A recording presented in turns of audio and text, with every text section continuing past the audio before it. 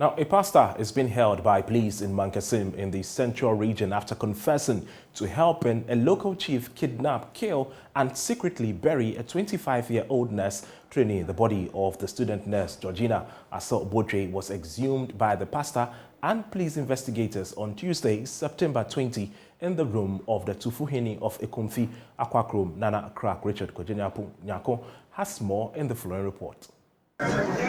Anger, shock, disbelief was boldly written on the faces of residents and could be heard in their voices as well as police investigators were led by the pastor to exhume the body of 25-year-old Georgina Assault-Botre. The chief, who also serves as president of the Mankasim Traders Association, and the pastor, according to the information gathered by the media, allegedly kidnapped the nurse after engaging in some sexual acts with her. After the deeds, the two were said to have killed her and secretly buried her in one of the chief's apartments. The pastor was arrested in Cape Coast and admitted to the crime.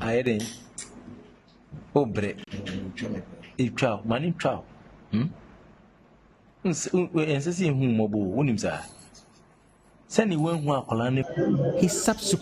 led the police to the chief's residence where the victim's body was exhumed.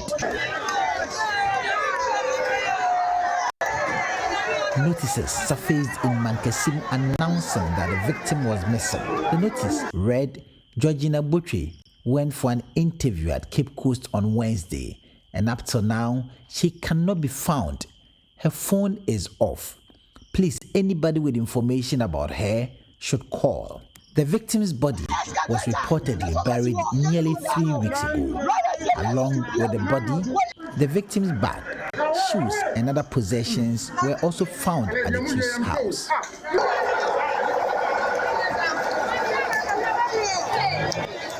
Residents of Mankasim are requesting that the police ensure that justice is served after expressing their surprise and outrage at the incident.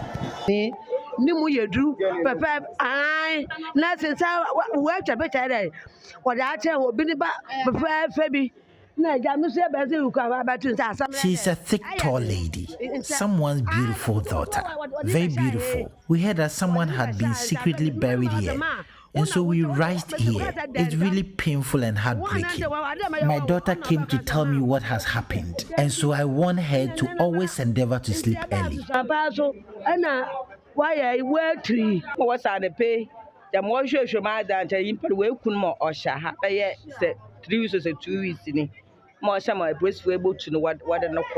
Investigations by the police led them here to exhume the body. I'm told she was killed and buried about 2 weeks ago. I don't know where the lady comes from, but I can tell you that the mobile phone is a valuable resource. The Mankasim town was thrown into a state of shock, with people trooping to see where the body of the trainee nurse was secretly buried. The victim's body has been deposited in the mortuary of the Cape Coast Teaching Hospital for preservation and autopsy. Reporting for JoyNews, Richard Kojenyapu, Cape Coast. Meanwhile, the mother of the deceased, Grace Andor, is pleading with the police to give her justice.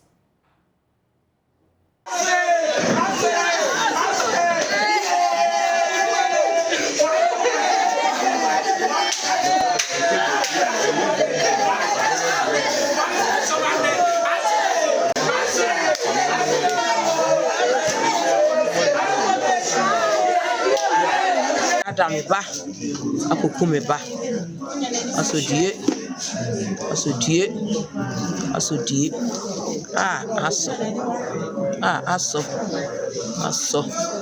aso, memfa hin machia waso, aso, memfa hin machia, aso minim o, Wadimawu, if I bought for no, Wadimawu, okay, was my moon. Oh, Obaha, Tamoyas and to Obaba, yeah. Eba ne tiri so ade. Oba ya obeda ma ade echi ye. Ya aduane de esu. So me kwa yi ase. Atam na set me ba na ka. Na me ba so no ya aduane de si wo. Okoba ya wo se me sika ayara. Ewurade. So. Na ye na ya ja esu na ye so. Na ye so. Se na brantie no. Onye ni papa. So oba be kumi binim so oba be di me bone oba be di me ba no bone nti mami onye ni papa nso binim so onye ni papa ene so okoya wako di me ba awu wako ku me ba sie me ba de roba chichire me ba de na hye fom asesa na bag ne phone ni nyina waje e de bag na de omo sie ye no mo de ahye amuna no maka anwe agu me ba na so nso ye ko bi sai wo so wo no akotu akode de na kwa hye hospital asomano no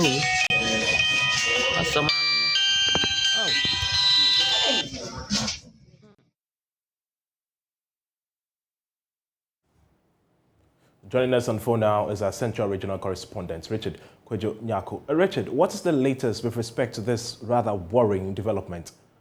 Well, so what we do know is that the lady is not a trainee nurse. Rather, she went for an interview at the Ankafor Nursing Training College.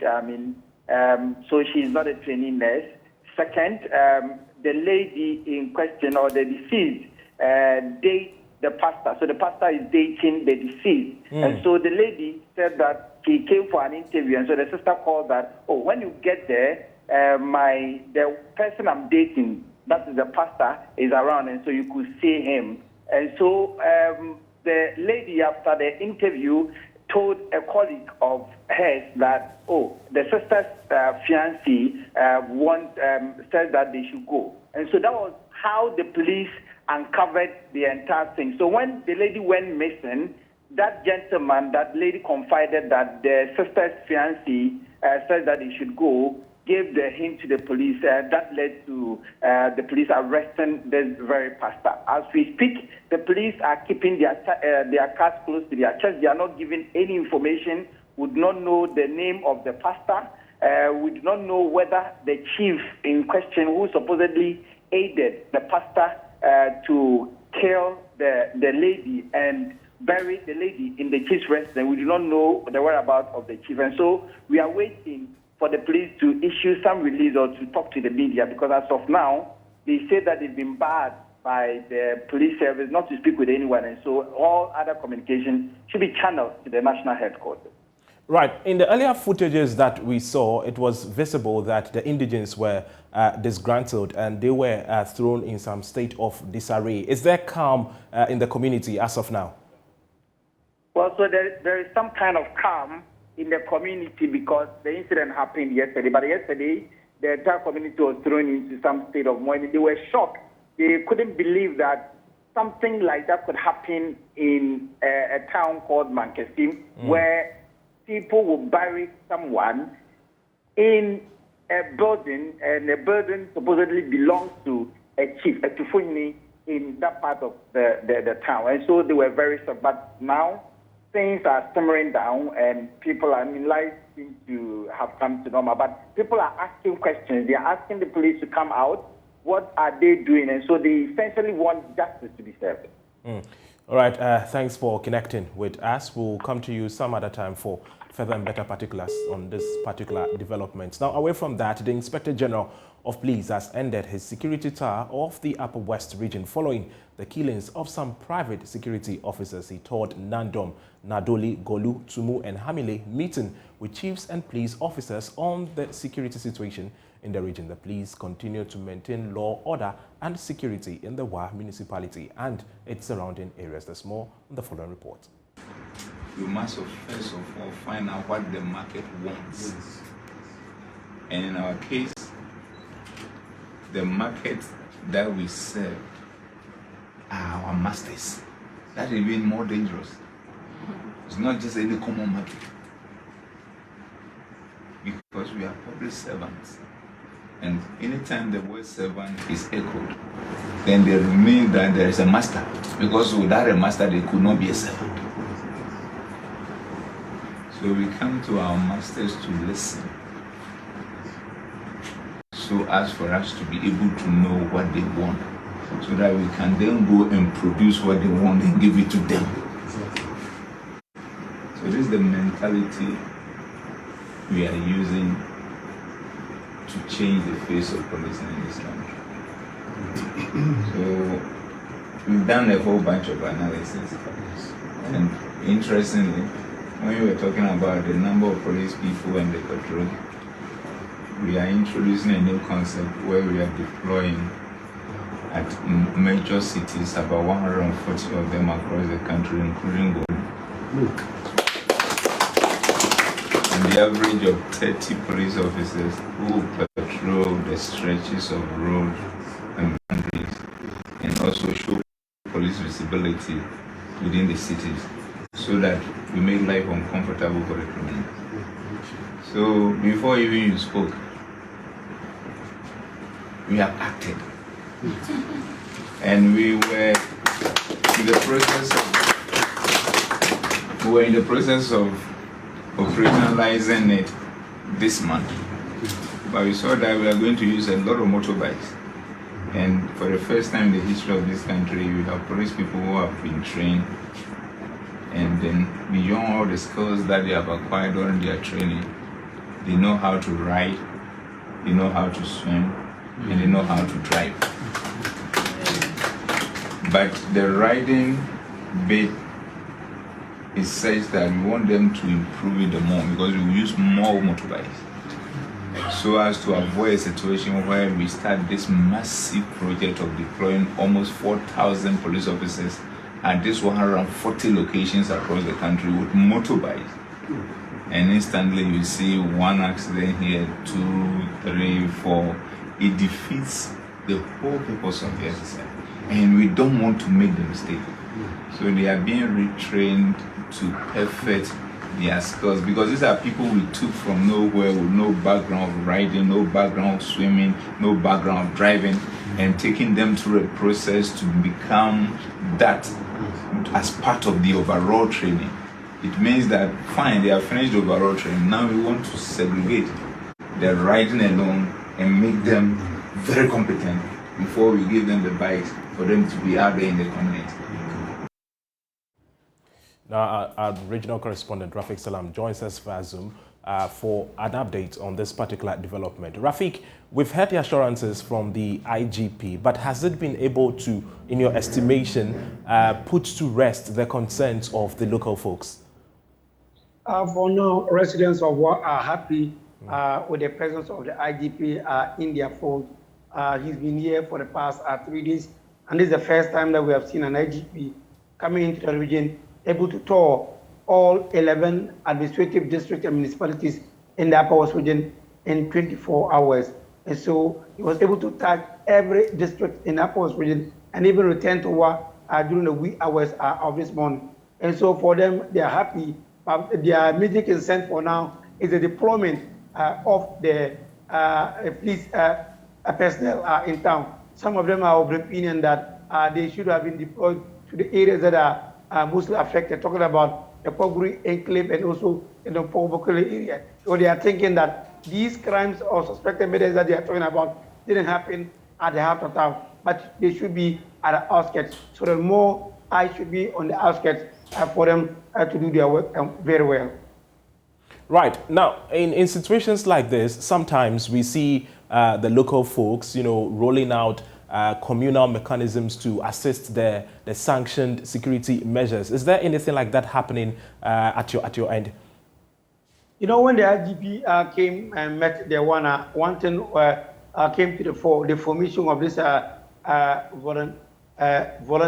volunteers to come into their fold. And then they have even given the names to the police administration for them to do a profiling of some of these volunteers. And so the overlord of the Water Transition area, they are on the verge of doing that, and so that all the communities in the Upper West region, especially the War municipality, will form these volunteer groups so that they will be able to apprehend some of these negative things that are happening in the municipality.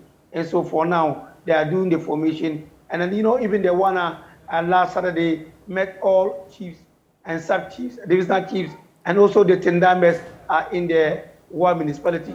And so it was based on that reason why they want to form these groups to help the police, to support the police in their fight against crime in the municipality. Right, finally, just before you take leave of us, are you able to now tell us the state of the family members of the affected, the victims? They are yet to recover because only one person has been recovered and also identified. Even yesterday, there was a first, body that was found around the Tupaso Senior High School area, and that person, they were able to move some important organs on his body, the 2 kidneys, the liver, and then also the heart, the scrotum, the penis were gone. So this person is yet to be identified. So out of the 9 persons that are suspected to have been murdered, only one person so far has been found. So if we are talking about excitement, at least the people still are not happy. They are still calling on the IGP, the Interior Minister, to do more for them to apprehend their suspects and then to bring them to book so that they will be smoked out of their hidden holes and then justice brought to them. All right, Rafik, thanks for bringing us up to speed with the latest. As and when we do want more, we'll certainly connect with you. Now, as the country marks Osadifo Dr. Kwame Nkrumah Memorial, we take you to his hometown as we bring you more from his hometown. At long last, the battle has ended.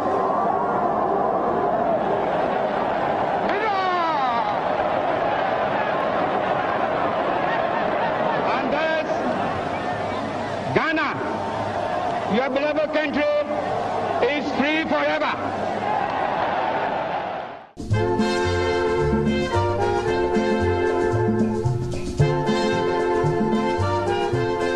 We still have you in our heart, just as the river flows deep into the sea.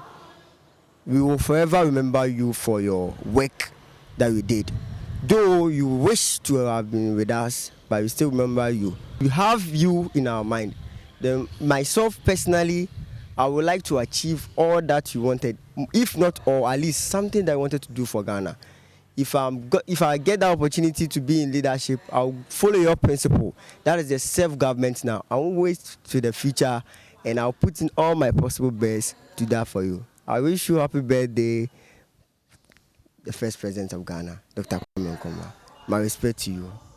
I caught up with former CEO of Ghana Gas, Dr. George Sipayanki, who feels Ghana's first president has not been celebrated as expected. He describes Osadifo Dr. Kwame Nkrumah as an institution.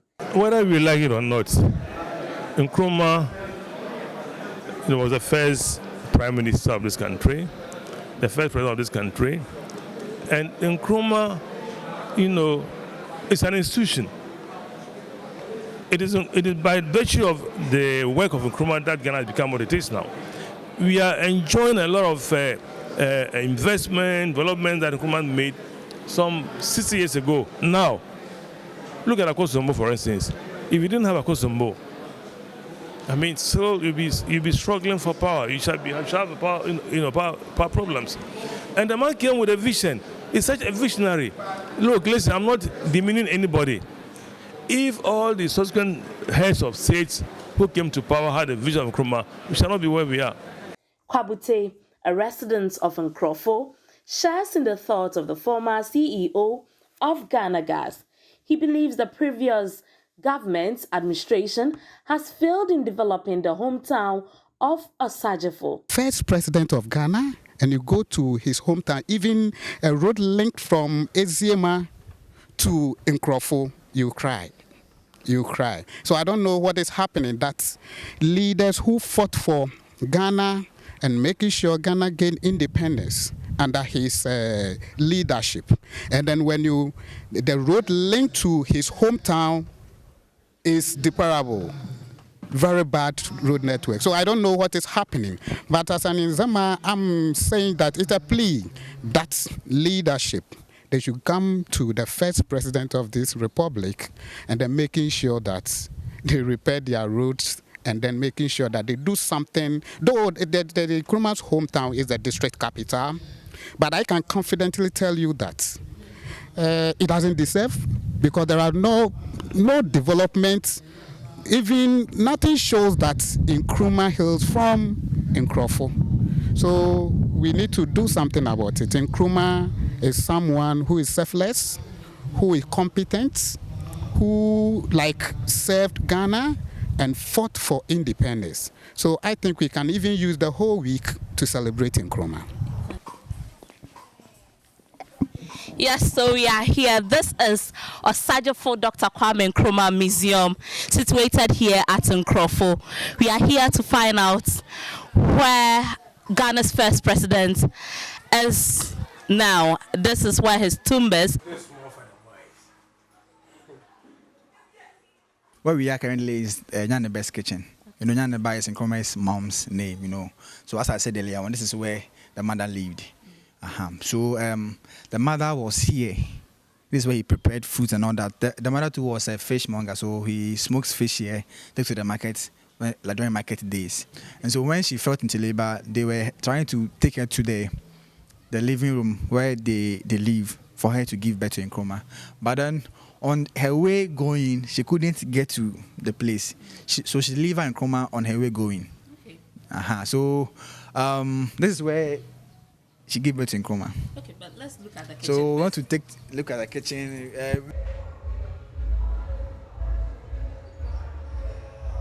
This is a family house.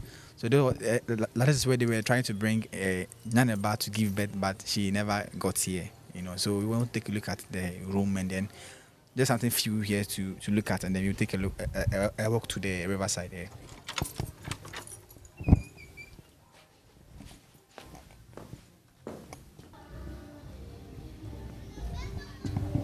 Osajefo Dr. Kwame Nkrumah may be dead, but just like the elders of the community believes, the regrowth of a tree, which fell the very day of his death, symbolized the birth of a prominent person from the community. This tree in the local dialect is called Enyenga. Enyenga. I don't know how to say it in English, but it's Enyenga.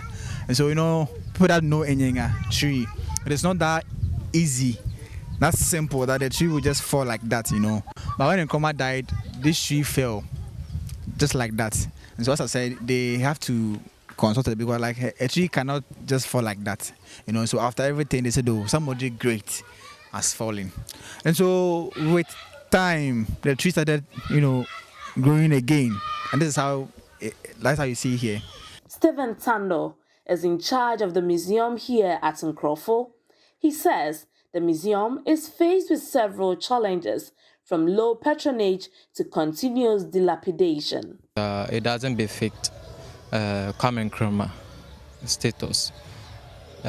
Coming to Kwame Nkrumah Museum to meet this is a little worrying because I'm not sure when you compare museums of first president of different African states or different countries to Kwame Nkrumah Museum, it will be the same. It won't be the same. Look at what you are seeing around. This is a historical place, and this should be developed to befit Kwame Nkrumah. This place has been neglected. The publicity is very low. We don't have a lot of people coming here because Nkrumah's name is already out. So when they hear Kwame Nkrumah and when they enter here, even the community even dishearten them.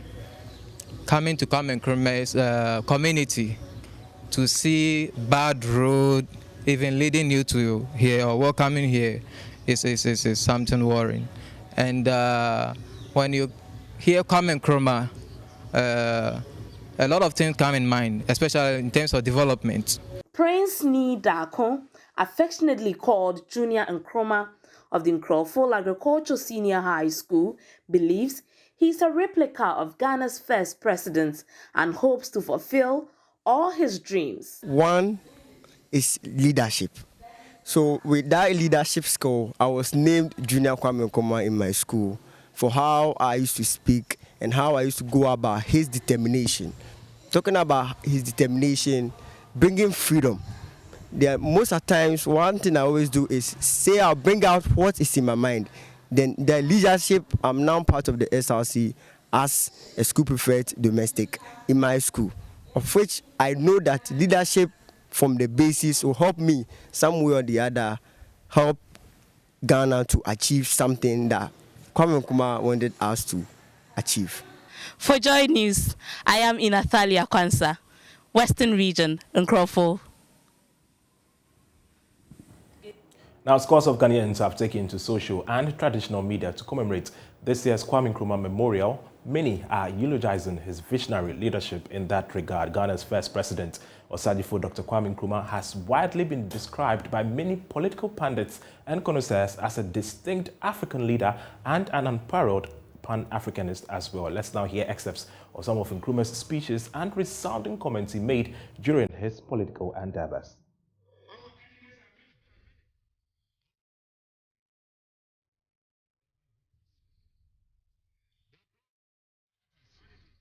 And flatter us in every kind of way.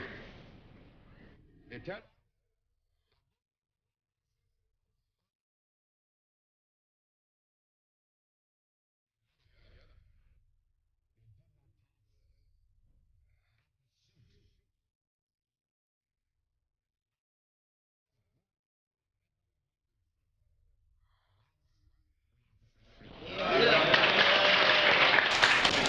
a new African in the world.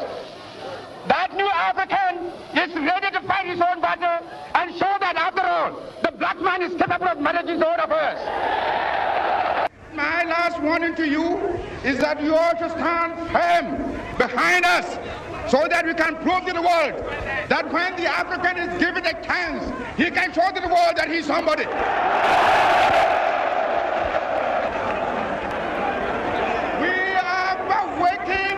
We shall no more go back to sleep anymore. We are going to demonstrate to the world, to the other nations, young as we are, that we are prepared to lay our own foundation. As I said in the assembly just minutes ago, I made it point that we are going to say that we create our own African personality and identity. At long last, the battle has ended.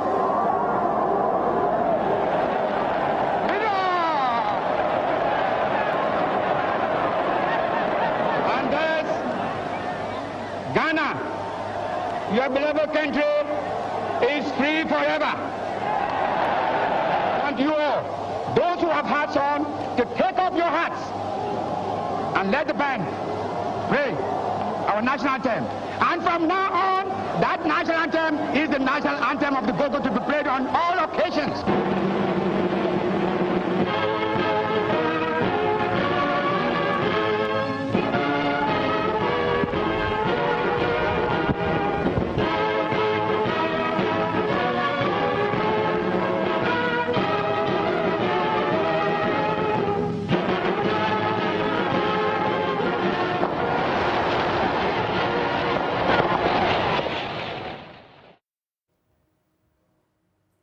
A great personality indeed. Now, away from that, Council of State member Sam Okujeto wants members of parliament to put the nation's interest first, since no one will be spared if there is any unrest in the country. Member of the Council of State wants MPs on both sides to put the nation's interest first, since all political parties will be negatively affected if the nation goes up in flames, referencing the carnage after Nkrumah's overthrow. The elderly statesman warned the repercussions for all Ghanaians if indeed there is unrest in the country. Speaking to Raymond Akwa, lawyer Okujetu asked MPs to work together for the good of the country regardless of their differences.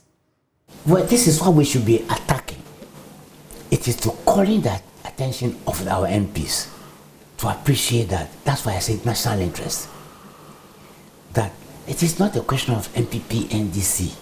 You know, sometimes some people falsely believe that if you can bring this government down, then we will come into power. And I say, but then the problem you have created will hang on you. It will hang on you. So you can debate the things in Parliament, you understand? You can discuss it in your committee meeting.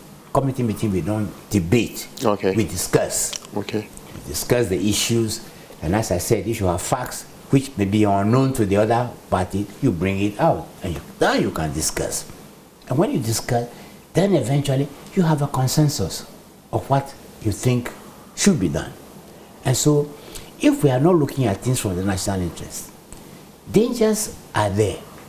And the dangers are something that affects each one of us.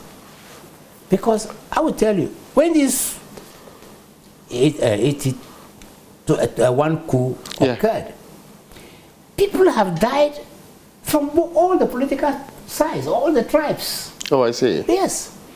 So regardless of where they come from. Regardless, you don't know who is going to die and who is not going to die.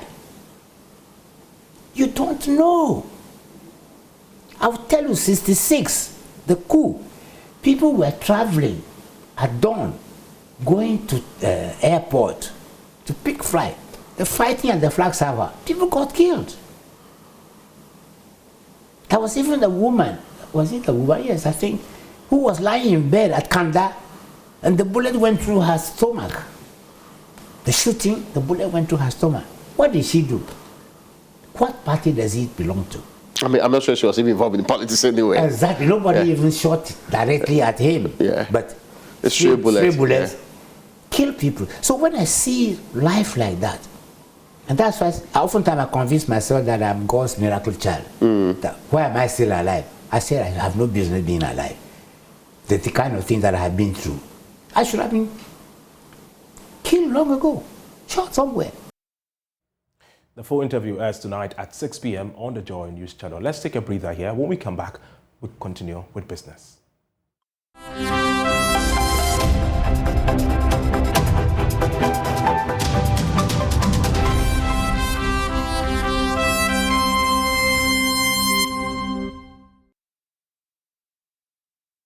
Hi, good afternoon. Welcome to business. My name is Darryl Kwao.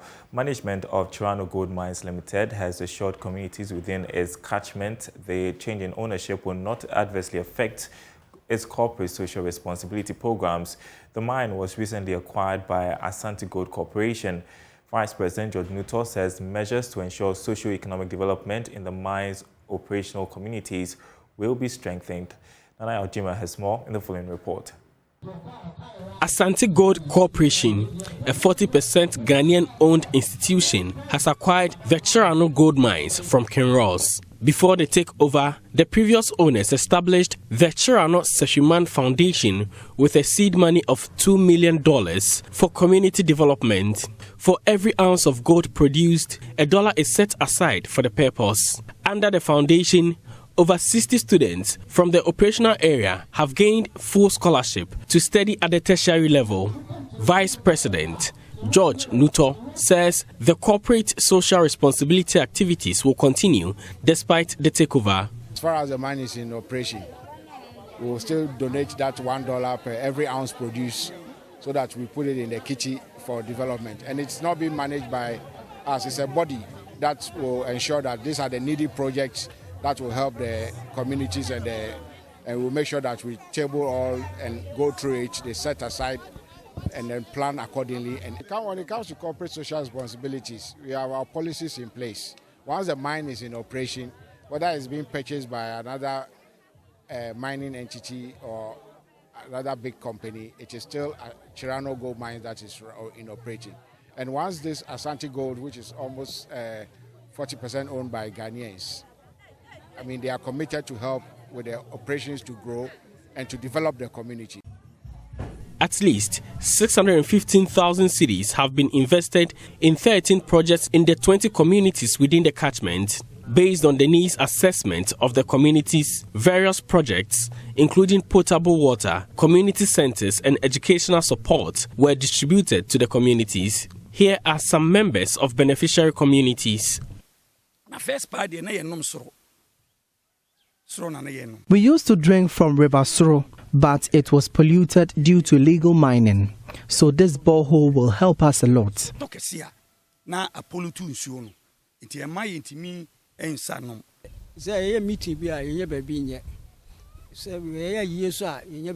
We don't have a meeting ground. The whole community is grateful for the Deba ground.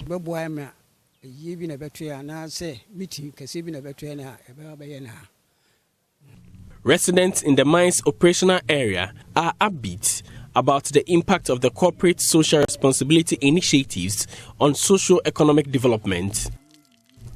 For JoyNews, Nanaya Ojima, Kumasi. Now, 585 trainee artisans from various trades in the Ashanti region are undergoing training to be refined for the job market. The Skilled Artisans Project is an initiative of the Ghana National Petroleum Corporation, GNPC Foundation. The project supports the youth in the informal sector who have difficulty setting up their own businesses. There's more in this report. The GNPC Skilled Artisans Project is implemented in partnership with the Aseda Foundation. Artisans have undergone training in plumbing, fashion design, carpentry, auto mechanics, general electricals, hairdressing, interior designing and decoration, aluminium fabrication and catering. The trainees sat for their NVTI test this week. According to Dominic Idia, Executive Director of GNPC Foundation, this will enhance the employability of young artisans and empower them to pursue their entrepreneurial dreams. So we start first of all with the selection of the candidates, and in this case we partner with the district assemblies in ensuring that we get the right people to train. So we target those who have learned the skills already but are just roaming around just because they don't have a setup to start something on their own. So the selection is based on those who have learned the skills but don't have what it takes to set themselves up.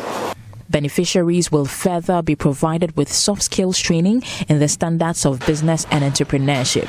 They will be taken through courses like bookkeeping, marketing and sales, branding, customer relations, attitude to work, safety at work, and entrepreneurship. We want to move them from an informal sector to a semi-formal sector. That is, they also get the opportunity to be certified with the NVTI certificate. They get the opportunity to be trained with soft skills as in how they can keep their books and even invest after they are set up. After the completion of the training, the beneficiaries will receive a certification from the NVTI. They will also be provided with tools to enable them to start up. Some of the artisans spoke to Love Business. Almost 10 to 12 years. Now,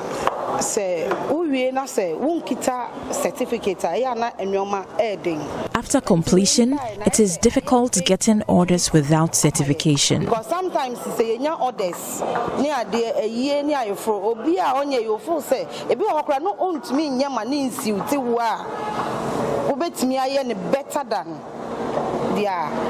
And to where just a big opportunity, my like many badges and Kamenya sell tools. I will be glad if I get the tools needed to start up. Because in Timmy Kobasa will be for 9 years.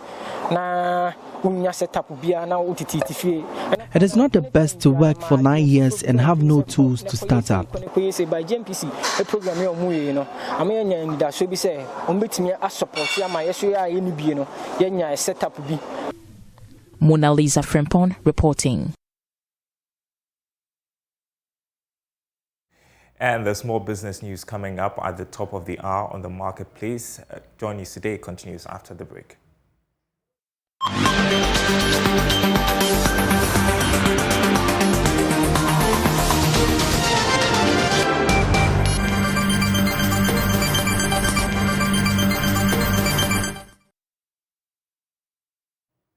Welcome back. This is your home of independent, fearless, and credible journalism. My name is Kwesi, Schandorf. Now, the Bono East Regional Head of the National Road Safety Authority, Emmanuel Echampon-Parry, says a total of 119 road traffic accidents have been recorded in the first half of the year, out of which 60 persons have died. He therefore admonished passengers to speak up and report recalcitrant drivers to the authority as a means of helping reduce the carnage on our roads. And Asabet has more on the following report. According to the Bono East Regional Head of the National Road Safety Authority, Emmanuel Echampon-Parry, the region recorded a total of 119 road traffic accidents within the first half of the year, and this includes 198 vehicles, leading to the deaths of 60 passengers.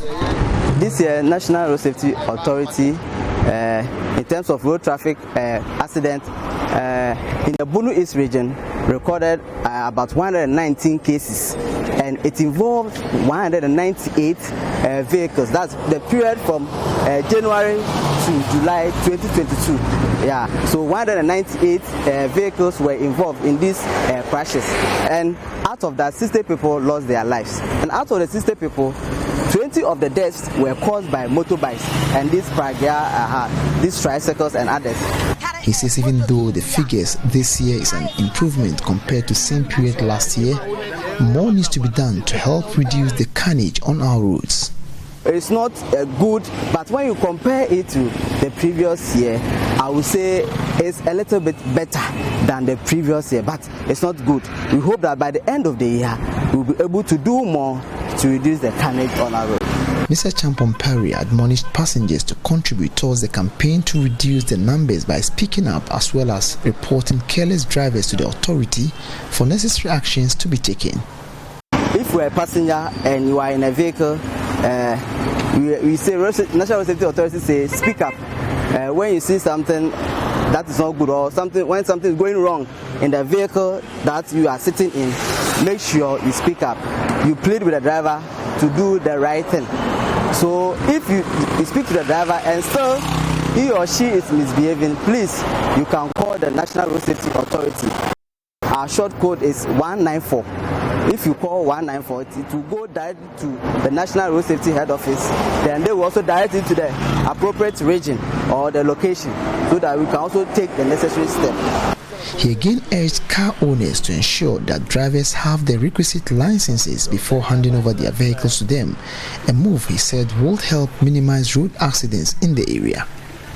We request that they must have road safety or defensive driving training. And if you are a car owner and you are also giving your car to a driver, ensure that the driver has the requisite license, the appropriate license. You know the categories of license and which one can drive which vehicle. So please make sure the driver has the requisite license before you hand over the car to that driver. Anna Sabit, JoyNews, Teacherman.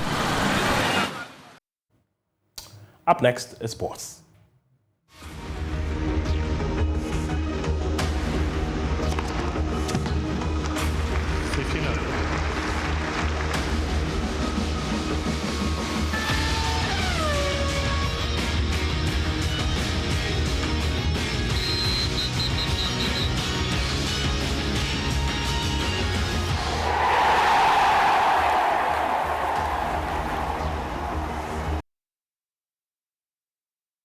Welcome to the sports segment with me, Razak Musbao. And the Black Stars head coach, Otoado, now has a full squad for all training sessions ahead of the friendly against Brazil on Friday. Meanwhile, the Black Stars defender, Tariq Lamptey, has been speaking, and he says he cannot wait to make his debut against Brazil on Friday.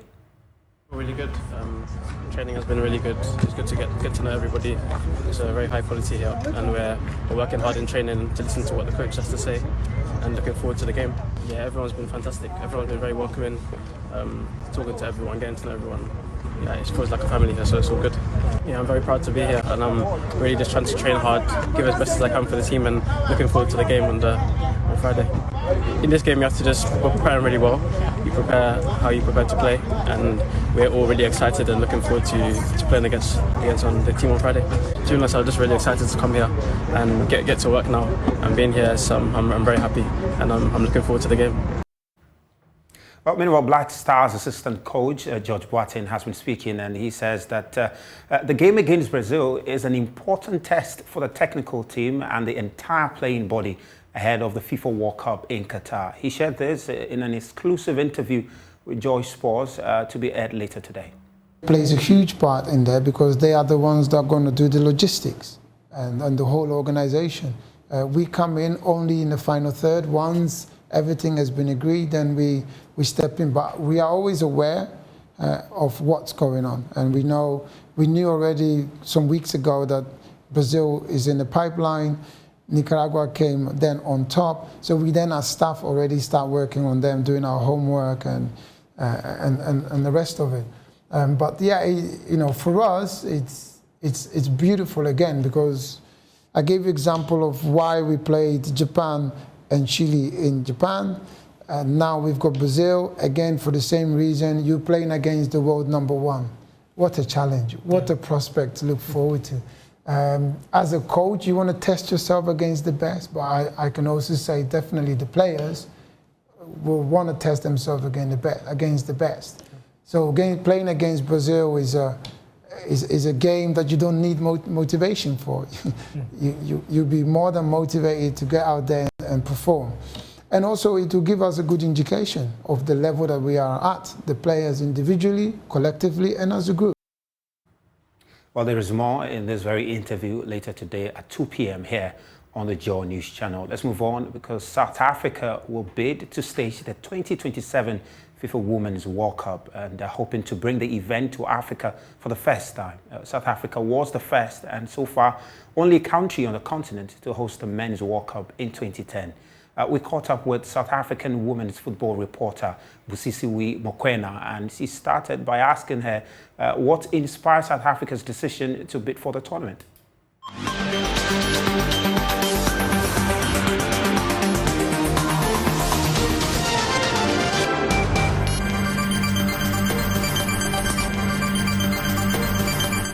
That's all for the bulletin. Thanks for your company. My name is Kwesi Schandorf. For more news, log on to www.myjoyonline.com. You have a pleasant afternoon. Bye-bye.